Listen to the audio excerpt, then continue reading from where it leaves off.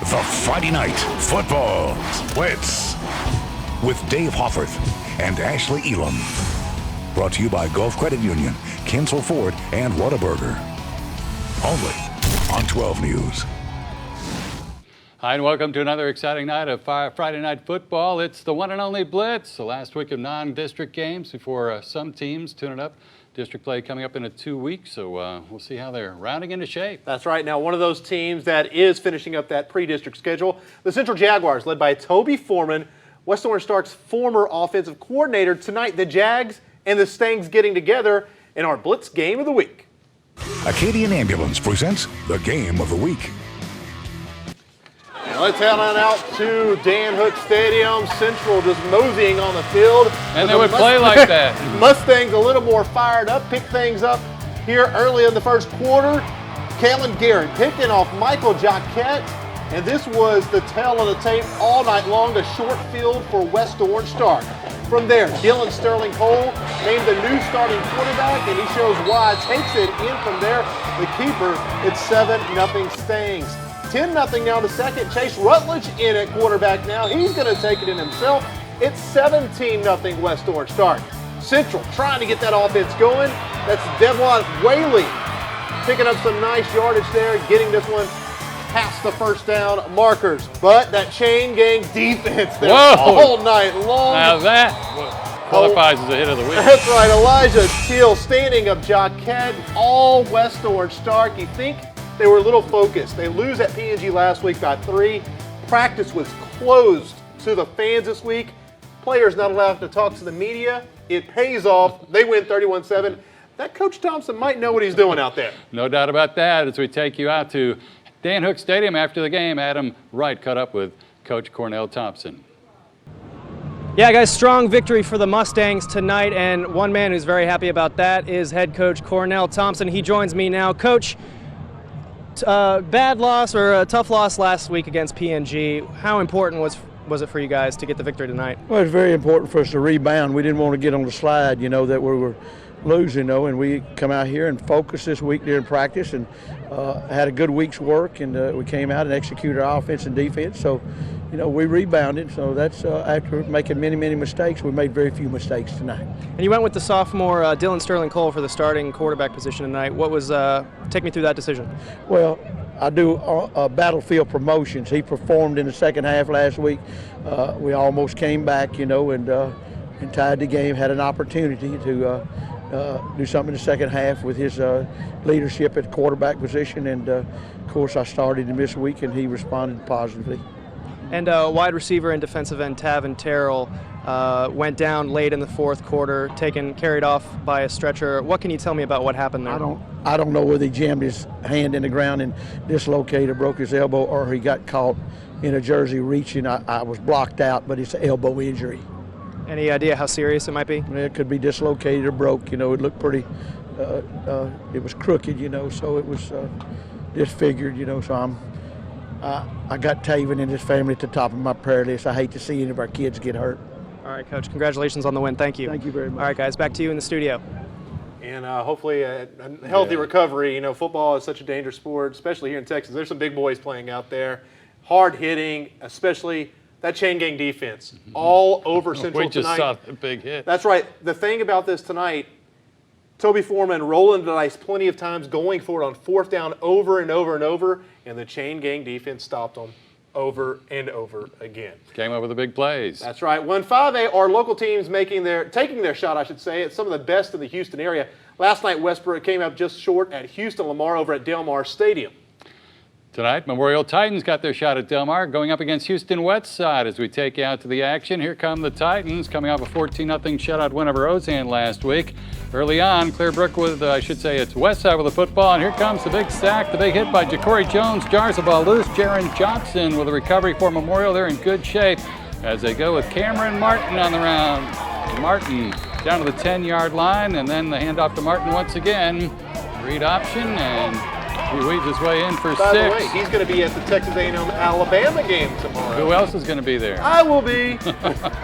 Who you rooting for? Eagles all day long.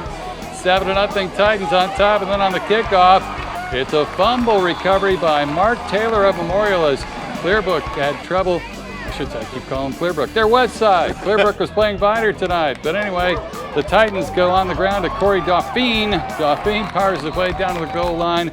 He did all the dirty work, so he's going to reward him with a touchdown as Dauphine spins off a tackle in for another touchdown. It'll give Memorial an early 14-0 lead, and the Titans blow them open tonight, 49-13, leading in the fourth quarter after scoring only 14 points against Ozane last week. So it looks like the Titans are coming of age. And I apologize to Memorial fans. I picked Westside because the offense has been struggling, slapped me around. I was wrong.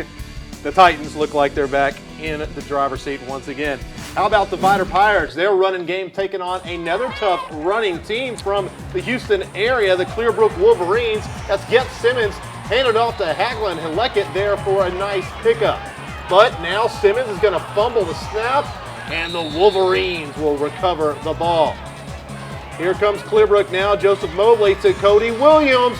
Williams gets some open space, and he's going to make one last move, busting the tackle there. He's in the end zone. Clearbrook with a 13-9 lead at halftime. Vider trying to get something going again. Going up the middle, but they can't do this. Actually, I thought he was going to turn it over, but he just got taken down.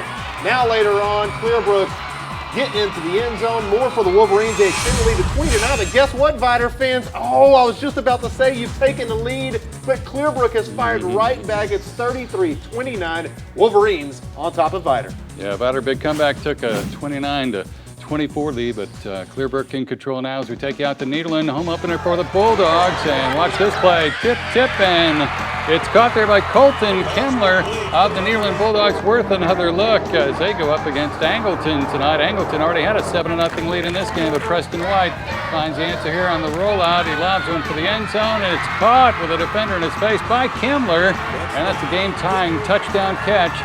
It's 7-all as the Nederland students come alive on the sidelines. Now Angleton takes a 14-7 lead, and Nederland turns to their ground game led by Kendrick Hopkins with a 20-yard run. The Westonaires certainly like that.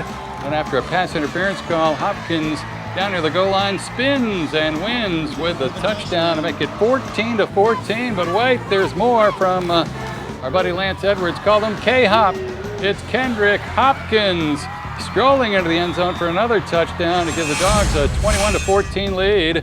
And they're up and they win it by 14 points, 35-21. So Nederland ready for their district opener against the Vider Pirates in 2 weeks. How about the battle of Village Creek, the Village Creek Classic, or just the battle for the paddle, whatever you want to call it. It's Lumberton and Silsbee. That's Drew Manley going to Dalton Bourne for the nice pickup there. More from the Raiders. This time it's Manley. He's going to run it in, keeping himself for the score. 7-0 L-Train, thinking upset there at Tiger Stadium. Go now to the second quarter action. It's going to be Zayon Jackson doing some damage when we finally get out to there. That band is having a good time after the touchdown. There's Zayon Jackson now, running up the middle, and that would set up another big play. Look at the nice moves there. Making 1, 2, 3 guys miss before being pushed out of bounds inside the 10-yard line. That would set this up. Right now, Patrick Reed. We get to Patrick Reed. I know he was there. He would dodge 2 tackles for 5-yard touchdown. It was 7-7. Silsbee and Lumberton have gone final. It's 49-21. Tigers take it. How about those Newton Eagles hosting Orangefield? Orangefield coming up with a big upset win last week over Jasper. Newton taking their time to get going. It's a pouring down rainstorm up there at Singletary Stadium as quarterback Ronnie Elam passes to Chase Maddox to pick up the first down around the 20-yard line.